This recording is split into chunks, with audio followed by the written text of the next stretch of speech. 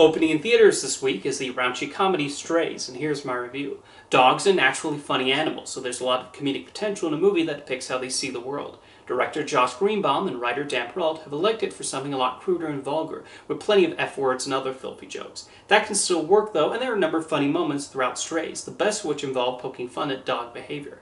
The comedy is less successful and the joke is just them swearing up a storm or talking about men's nether regions. Thus Strays ends up a bit of a mixed bag.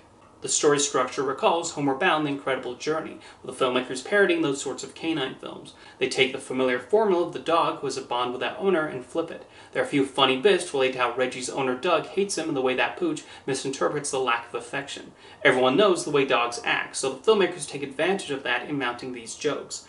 We get the expected bits related to marking their territory, but it's also nice to see an acknowledgement of dogs' fear of fireworks. The biggest laugh in the film comes from a jab at a dog's purpose and other movies with narrating dogs. Without spoiling anything, they find the perfect angle to mock those sorts of films. Of course, there are also jokes related to dogs' penchant for defecating. It's pretty much inevitable with the tone taken with this movie, but the major scenes involved in this are amusing. The voice actors do well in their roles, with Will Ferrell doing a nice job of portraying Reggie's innocence.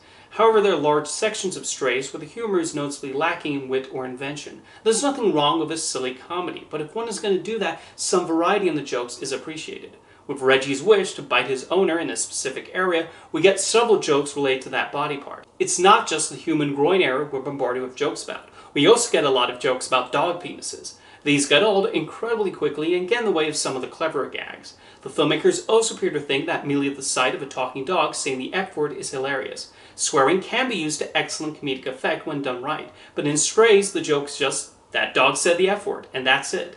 Strays is at least a quick and to the point 93 minutes, but the humor does get more hit or miss the film plays on. Strays is at its strongest when poking fun at dog movie cliches and just dogs in general. The filmmakers understand the familiar aspects of dogs and the human personalities we often attach to them.